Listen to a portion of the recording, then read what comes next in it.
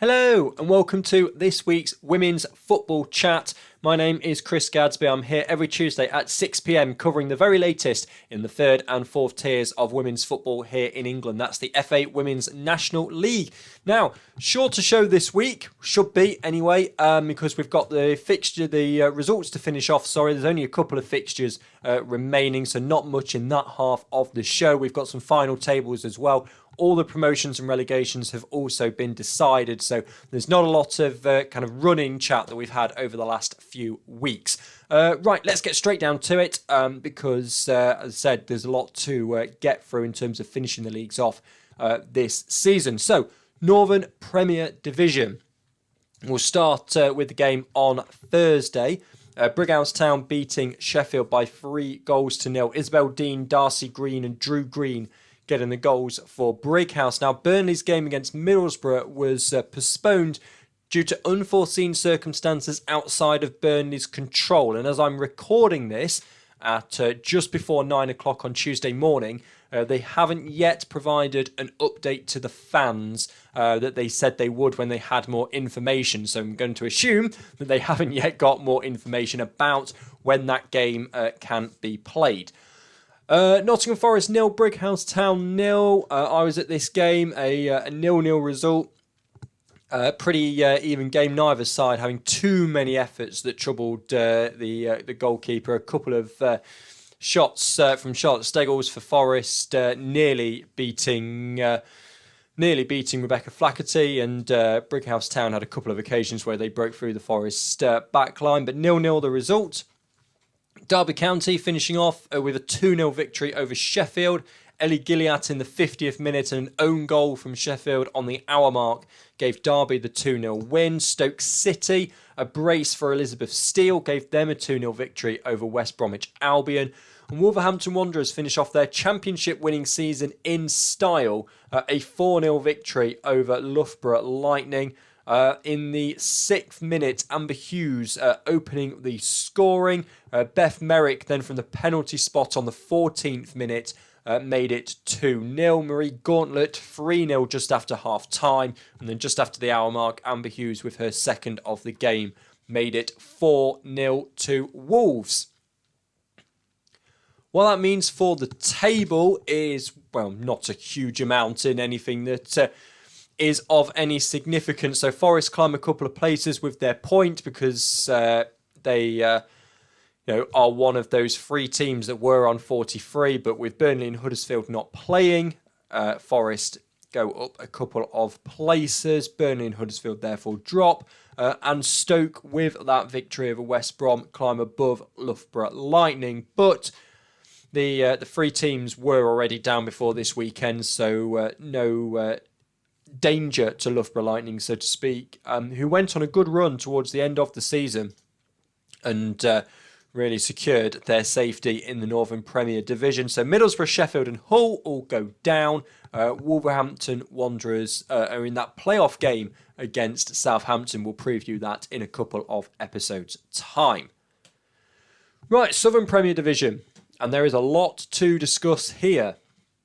Because they had plenty of midweek games to get them in as well, and then everybody was playing at the weekend. So we'll start with those midweek games. Southampton against Oxford. Goals to Southampton coming to Katie Rood, 16th minute, Phoebe Williams, 75th minute, and Rosanna Parnell in the 81st minute. Oxford United opening the scoring from the penalty spot in the 16th minute. Beth Lumsden opening the scoring for Oxford, but then Southampton answering straight back in that same minute. Merrick Will in the 29th minute put Oxford back ahead before Southampton then pegged them back with 15 minutes to go. Southampton then going ahead, as I said, to Parnell's 81st minute goal. Oxford then getting a point out of the game. Cheryl Williams coming onto the pitch in the 88th minute and scoring the equaliser in the 95th minute meant that Oxford got a point away at Southampton. And then a point between Plymouth and Bridgewater United. 76 minutes, Kaylee Lane scoring for Plymouth. Bridgewater United also getting a goal in the second half, but their lineup not yet announced. Then we're going to go to Bridgewater against Hounslow then. That 5-0 victory for Bridgewater. but there's no information about that on the website yet. Of course, as I said, I'm recording this at 9 o'clock on Tuesday morning. Chichester and Chelsea against Crawley Wasps. 2 goals for Chichester. Megan Fox in the 47th minute and Nikki Lake in the 72nd minute gave Chichester the win. Crawley Wasps lineup not yet on the system. Gillingham 0, Oxford United 1. Goals to Oxford. Carly Johns in the 48th minute, the only goal of the game. London Bees 2, Plymouth Argyle 2. Goals to London Bees coming to Hannah Coote in the 36th minute and Danielle Puddlefoot in the 61st minute from the penalty spot. Plymouth Argyle rescuing a point late. Amber Pollock in the 55th minute had equalised before then that London Bees penalty. 95th minute second goal for Amber Pollock gave Plymouth Argyle a 2-2 draw. Milton Keynes Dons 5, Keynsham Town 1, a significant result for Milton Keynes Dons. Cheryl Albert, Nicole Pepper, Rianne Rush and 2 for Lucy Wood. Keynsham Town not yet on the website, but that result was important for Milton Keynes Dons' survival.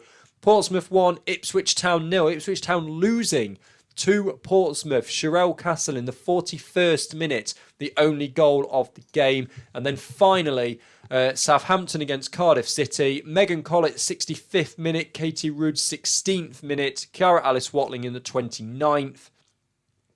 And an own goal in the 62nd minute gave Southampton 4 goals. Cardiff City getting 1, but the lineup not yet on the website. And what that means is that Cardiff City were relegated. Milton Keynes Dons getting the win that they needed. Plymouth Argyle getting a point as well. And with Cardiff losing, well, Plymouth already safe.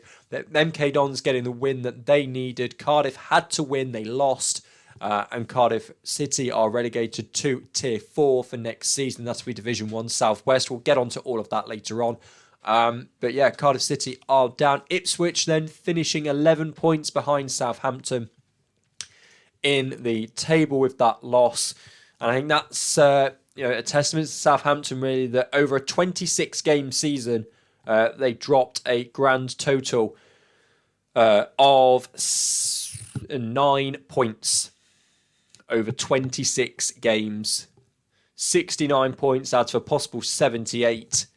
And Southampton take the title. Gillingham jump above Crawley Wasps. MK Dons jump above Plymouth Argyle. But as you can see there, the season is now finished.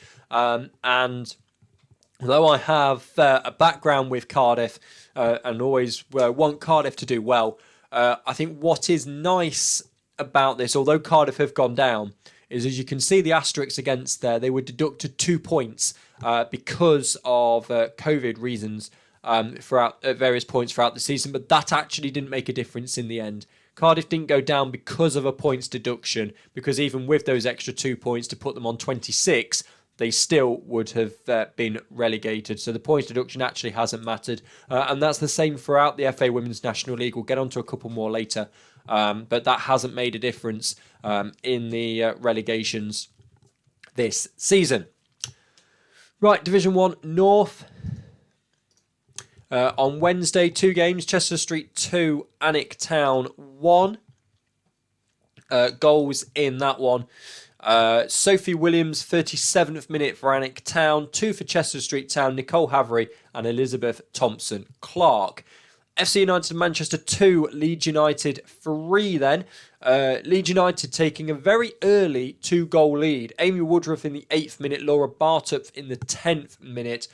Chelsea Flanagan getting 1 back for Chester in the 13th minute to make it 2-1. That's how it was at half time. Then Ashley Hayes with 15 minutes to go, pulling FC United Manchester level. It was 2-2 before Leeds in the 94th minute, Catherine Hamill getting the 3 points for Leeds and making sure FC United of Manchester go away from that one empty-handed. Then we move on to the weekend and the first bit of news to talk about from this week. It's Alnwick Town against Newcastle United, which was supposed to be played at Alnwick Town, but was swapped to be played at Newcastle United because Newcastle was supposed to be playing Barnsley at St James's Park. Barnsley then got to the County Cup final and the Sheffield and Hallam FA, I believe it is. They weren't able to move it, so they had to play their County Cup final against Huddersfield. Newcastle, of course, had already sold a lot of tickets. And when I say a lot, I mean a lot of tickets. So they then moved their fixture with Alnwick Town because Alnwick Town weren't playing. Played it at St James's Park in front of 22,000 people for a Tier 4 game. 22,000 people. Congratulations to Newcastle, who must have marketed that tremendously well. 22,000. I think it was 22,134 was the official number. Watching Newcastle United beat Alnwick Town by 4-0. There aren't any information about the goal scorers on the website yet. But what an attendance. Yeah, we were talking throughout the season. Forest had 4,000 for the Derby game. Southampton then got 5,000. And then Newcastle have just blown that completely out of the water with 22,000 people. And they put on a good show, winning by 4-0. Chester Street Town 1, Leeds United 5 then. Anna Winter with the goal for Chester Street Town. Leeds United goals, Sandra Martins in the 10th minute, Laura Bartok 24th, Rebecca Bass 42nd, and then 2 in the 78th minute, Sarah Danby and Sandra Martins. Leeds then finishing on some good form. Chorley 2, Norton Stockton Ancients 2. Goals to Chorley, Emma Hickson and Ellie Cleary. Katie Maguire in the 87th minute got a late goal for Norton Stockton Ancients to put them on 2 after Bianca Owens in the 13th minute had opened their account for the afternoon. That finished off in a draw. Liverpool Feds convincingly winning the title. We'll get to that more in a minute. They needed just a point against FC United of Manchester. They win by 6-1. 3rd minute, Paige Cole opening the scoring. Then Nicola James put them 2 goals in front on the 11th minute, and it was going well for them. Ashley Hayes got one back on the 36th minute to make it 2-1, make it a bit nervy. But then immediately afterwards, Paige Cole, her second of the game, made it 3-1 on the 37th minute. Chantel Thompson before half-time, 45 plus 2, made it 4-1 at half-time. And it looked very comfortable for Liverpool. Then 2 goals to substitute Bethany Donoghue, 75th and 80th minute, 6-1 to Liverpool Feds. And they will be in the Northern Prem next season. And then Stockport County 1, Durham Sestra 5. Stockport County not on the website yet. Durham Sestra, a hat-trick for Ellen Turnbull, 18th, 56th, 63rd minute. Nikki Rose Gears, 41st minute, and Jennifer Knowles, 76th minute. The scorers for Durham. Division 1 North table then, so Liverpool Feds getting the result they needed to put themselves out of reach of Newcastle United. They are going up, and at the bottom, FC United of Manchester, their defeats mean that they are going down into Tier 5 next season. Bradford survive with a game to go, as do Barnsley. And as I said earlier with Cardiff, with Barnsley surviving, they were deducted 3 points, but it hasn't meant they were going down. And at one point it looked like they might be, but they've managed to pull out the results right at the end of the season where it mattered and get themselves safe. So just 2 games left to play in Division 1 North. They're both being played this Sunday, and that will then finish off Division 1 North. Division 1 Midlands then, Leaford Athletic 2, Burton Albion 1. Now, it's an unknown scorer in the 7th minute for Leaford Athletic to open the scoring, and Burton Albion's team isn't on the website yet, but 63rd minute Laura Broadbent goal was the game-winning goal for Leaford Athletic. Lincoln City against Wen Town was postponed. Long Eaton United 4, Leek Town 1. Chantal Gallagher with Leek Town's only goal of the game in the 9th minute. There's no information about Long Eaton United as of yet. Peterborough United 2, Sporting Cowser 5, and that is there's no information about that either on the system. And then finally, Solihull Moors 1, Doncaster Rovers Bells 3. Goal to Solihull Moors coming to Lindsay Ross Baker, and no information about Doncaster Rovers Bells. So Division 1 Midlands, not really a lot I can tell you at this stage. Division 1 Midlands table then. So Bournemouth St Michael's at the top. They're champions, 2 points clear of Doncaster Rovers Bells in the end. Sporting Cows have climbed a couple of places with their victory over Peterborough United. So they gained the 3 points and a big goal difference swing of 6 there. Wem Town, Burton Albion, Biddeford United all relegated to Tier 5. So there's one game left to play, Lincoln City against Wem Town. Now, unless it's a huge win for Lincoln City by 15 goals, then Wem Town can't move below Burton Albion, and let's be honest, it doesn't really matter anyway. So that game, nobody can move. That will be the final league table. Just might be the points slightly different for Lincoln City and Wem Town. Division 1 South East then. AFC Wimbledon put 8 past Cambridge United, an 8-goal victory, but no information on the website as of yet, and not yet have the information through on Twitter from AFC Wimbledon. Actonians 5, Cambridge City 1. Goals to Actonians: Sharon Odafin, Beatrice Pinto Correa, 2 for Rochelle Shakes, and 1 for Ashley Ward. No information about Cambridge City yet. Billericay Town, the 4-0 victory they needed to take the title. We'll cover that when we look at the table in a moment, but the lineup's not yet on the system. Enfield Town beating Kent Football United by 3-0. An early goal to Nuala McKevitt in the 3rd minute put them ahead. Che Thomas in the 75th and Alana Munro in the 45th +1. It was 3-0 to Enfield Town, who finished their season off with a win, but ultimately not quite enough. And Queen's Park Rangers 2, Norwich City 1. No information about Queen's Park Rangers yet. Norwich City, Natasha Snelling getting their goal, but it's Queen's Park Rangers who get the 3 points. So there was only really one game to keep an eye on this time around. It was Billericay Town against London Seaward. Billericay Town get the 4-0 win and take the title by a point over #United. It went right down to the final game of the season. Of course, #United finished their season a couple of weeks ago. Billericay Town had to wait to play this game, knowing that only a win would put them in the Southern Premier next season, and they've done exactly that. A 4-0 victory means that they finish a point clear of #United, again, only dropping 9 points over the course of the entire season. So, yeah, tremendous achievement. So Billericay Town in the Southern Prem, Enfield Town, Stevenage, Harlow Town, Kent Football United down into Tier 5. One game to finish off Division 1 South West. Exeter City beat Southampton Women by 1-0 in the final game of the season. Goal in that one coming to Connie Pengelly in the 74th minute. What that does for the table was meant that, I've not put the arrows on there, apologies for that, but Exeter City up a place against Southampton Women. That is the final table for Division 1 South West. Cheltenham champions, as we knew last week. Poole Town relegated, as we knew a few weeks ago. As you said there, as I said there earlier as well, Portishead deducted 1 point. In the end, it didn't really matter. Right, those are all the results. Let's have a look at the few fixtures that we've got left to finish this season off. Northern Premier Division, we've got Huddersfield Town against Hull City. That's taking place on Sunday. And then we've got Burnley against Middlesbrough, which at the moment hasn't got a date attached to it. So we'll wait to see what happens with that.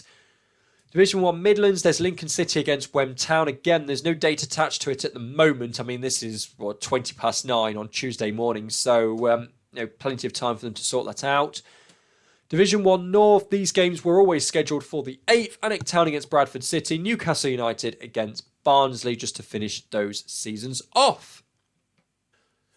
And that is the results and the fixtures. So now let's have a look at some of the other news. I've spoken about Newcastle's 22,000 watching them. In the Championship, let's go up to the second tier very, very briefly, because we knew going into this weekend it was a winner-takes-all showdown. Coventry United against Watford. Winner stays in the Championship, loser comes down to Tier 3. And my, was it dramatic. Coventry United, of course, almost folded until they were saved at the last minute over Christmas. It was 0-0 at the end of 90 minutes. It was 0-0 at the end of 95 minutes. It was 0-0 at the end of 96 minutes until a free kick in the 97th minute found the top corner for Coventry United, gave them a 1-0 victory over Watford, and mean that Watford will be playing in the Southern Premier Division next season. Coventry United stay in the Championship. Fantastic for all of those involved with Coventry United. So we know Watford are coming down, and I think a lot of the people in the league and on the league board not hoping that Southampton beat Wolves, that's not the right word, but logistically it would be a lot easier if Southampton beat Wolves, because it means that the 12 teams in each league would be a lot easier, and you don't have to promote a team from the south into the north, which would be MK Dons, and that would be quite a trek for some of those teams down to Milton Keynes Dons, although not so much now that Newcastle aren't going up into the north, and Middlesbrough have already left the north now. So it's much more, it's the Northern Premier Division, I think, at the moment as things stand. I think Birmingham is the furthest south and Hull is the furthest north. It's a very kind of thin band across, with Liverpool Feds having gone up as well. Tier 5 news. So we know some of the teams that are going to be in the FA Women's National League next season. We've got into Division 1 North, we've got Merseyrail, who have won the North West Regional. North East Regional looks likely that it will be York, but that's not been decided yet. Into Division 1 Midlands, neither of the Tier 5 leagues have been decided yet, but it looks like it will be Stourbridge and Northampton. Into Division 1 South East, we've got Wyndham Town and Ashford Town Middlesex. And in Division 1 South West, we've got AFC St Austell, who got promoted this weekend, and Moneyfields. Now, of course, being the FA Women's National League, it wouldn't be as easy as that, would it? Because although it's relatively easy in the north, because you've got Merseyrail, who are around the Liverpool area, that's easy. They obviously go into the north, and York obviously go into the north. The teams from the Midlands, you've got Stourbridge, who look likely that they're going to be the ones that do it. They're Birmingham, and Northampton are a bit further south. They would become the most southern Midlands side if they were to do it. But it's more interesting in the south because you've got St Austell, who are down in Cornwall, and they're obviously going to go into the southwest. You've got, coming down from the Southern Premier, you've got Cardiff, who are obviously going to be southwest, and Keynsham, who are obviously going to be southwest. You've got Hounslow, who are obviously going to be southeast because they're in London, and you've got Chichester, who at the moment, well, seems to be fairly plain that they're going to go into the southeast as well. That would make the most logical sense. However, Moneyfields, who are coming up, are in Portsmouth, or Gosport, or I know there'll be some people down there who will correct me, but they're in that area. Now, Chichester being down and Moneyfields coming up, there is the situation where you then have two teams that could be in either, really, because at the minute you've got Maidenhead and you've got Chesham, who are further east but play in southwest than Chichester coming down, who you would think would go into east, and Moneyfields, who would be into the west. You've got Wyndham Town and Ashford Town are both around the London area. They're definitely going into the east. So it could be a situation here where we see some lateral movement from southwest to southeast from a Chesham or a Maidenhead, just moving across, because they are just outside the M25 as well. So their journeys would be a lot shorter than going from London all the way down to Cornwall and back again.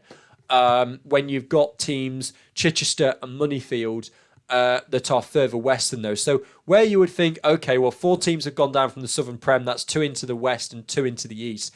It might be that we have 3 of the teams go down into the west, and that would be Cardiff, Keynsham and Chichester and Chelsea, and move a lateral movement from Chesham or Maidenhead across into south east. We don't really know. We'll have to wait and see about that one and whether that is what happens. But that's one of the possibilities. And that'll about cover it for this week's Women's Football Chat. Thank you very much for joining me. A bit of a shorter one, as I said. So next week, we're going to just have a look at the final tables if those games have all been played, particularly those ones that are to be decided. If, of course, they get played at all. I don't know what the situation might be there, but if it doesn't matter to either of the sides and they can't really squeeze it in, whether they just decide to have a draw or talk to the league, see if there's something they can do, I don't really know. So that's next week's, which is the 10th. We'll have a look at that. The 17th, of course, we'll then preview that playoff final game between Wolves and Southampton. Very much looking forward to that one. And then the 24th of May, we'll start kind of our summer programme. I've got a bit of an idea, but we'd love to know what you guys want to see over the summer. So get in touch either in the comment section down below or on Twitter at Chris_Gadsby. Thank you very much for joining me. Thank you for supporting your local women's football team over the course of this season. If they've already finished, if they've not, then keep supporting them in their final fixture. But yeah, thank you very much for joining me. I'll be back next Tuesday, 6 o'clock, with what could be the final one where we look back at all of the leagues. Thank you very much for joining me, and goodbye.